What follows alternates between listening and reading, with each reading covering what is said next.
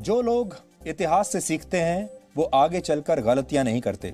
भारत ने भी चीन के मामले में यही सीखा है और आज सबको 1962 फिर से याद आ गया है। हम आपको पहले से भी ये बता रहे थे, आज जो कुछ हुआ है बहुत बड़ी उपलब्धि है।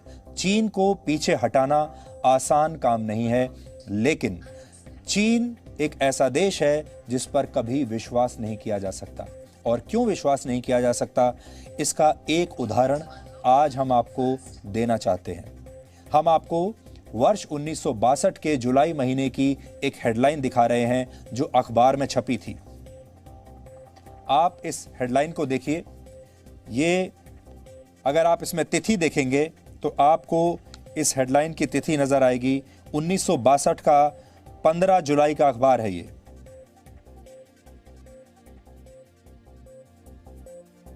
और इसमें लिखा है, Chinese troops withdraw from Galwan post. यह स्थिति बिल्कुल ऐसी ही है जैसी आज की स्थिति है। कल सुबह के जब अखबार छपेंगे तो उनमें भी ऐसी ही हेडलाइन होगी जैसी आपको यहां दिखाई दे रही है, जिसमें लिखा होगा Chinese troops withdraw from Galwan post. 1962 में भी इसी तरह से चीन गलवान घाटी से हटा था और तब अगर इस अखबार में आप देखेंगे तो इस पे लिखा हुआ है great courage shown by Indian jawans, जिसमें कोई शक नहीं है हमारे जवानों ने उस समय भी बहुत बहादुरी का परिचय दिया था और आज भी बहुत बहादुरी का परिचय दिया है। लेकिन जब ये अखबार में ये खबर छपी, इसके 100 दिन के अंदर ही चीन ने भारत पर हमला कर दिया था। सोचिए, वो भी यही जुलाई का महीना था और अब भी यही जुलाई का महीना है। जुलाई में पीछे हटने के बाद 20 अक्टूबर 1962 को चीन ने भारत पर पूरी ताकत से हमला कर दिया था।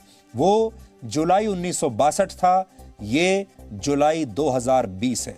सब कुछ वैसा ही हो रहा है जैसा 1962 में हुआ था। तब हमने यकीन कर लिया था, एक दूसरे को बधाई भी दे दी थी कि देखिए चीन के लोग पीछे हट गए।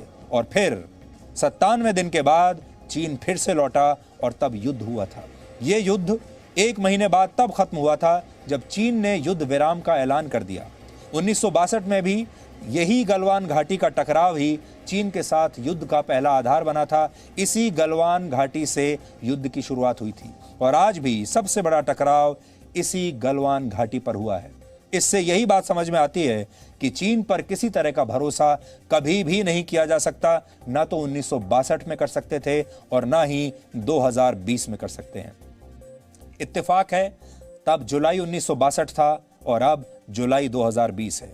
ये बात सरकार और भारत की सेना बहुत अच्छी तरह से जानती है, इसलिए चीन के लिए हर तरीके से तैयारी रखनी चाहिए। हमें हर चीज के लिए तैयार रहना चाहिए। जब तक यह पक्का नहीं हो जाता कि चीन अपना सैन्य साजो सामान लेकर LAC पर पीछे हट चुका है, तब तक हमें सतर्क बने रहना होगा। लेकिन एक महत्वपूर्ण बात यह भी है कि चीन जैसे देश को बैकफुट पर लाना, इस बात के लिए तैयार कर लेना कि वो पीछे जाएगा, दुनिया में इस समय किसी भी देश के लिए आसान काम नहीं है, चाहे वो अमेरिका जैसा सुपर पावर ही क्यों ना हो। लेकिन भारत ने अपनी सख्ती और सही रणनीति से दुनिया को चीन जैसे देश से कैसे निपटना है ये सिखा दिया। फॉर्मूला क्या है, दुनिया को बता दिया। चीन इस भ्रम में था कि उसकी घुसपैठ पर भारत इस बार भी कुछ नहीं कर पाएगा और हमेशा की तरह भारत बड़ी नरमी दिखाएगा। लेकिन कुछ ही हफ्तों में चीन को यह समझ में आ गया कि यह पुराना भारत नहीं, बल्कि इस बार प्रधानमंत्री नरेंद्र मोदी का नया भारत है और इस बार उनका पाला पड़ा है प्रधानमंत्री मोदी से। प्रधानमंत्री नरेंद्र मोदी ने यह स्पष्ट तौर पर कह दिया था कि भारत मित्रता निभाना जानता है, दोस्ती करना जानता है, लेकिन आंखों में आंखें डालकर बात करना भी जानता है।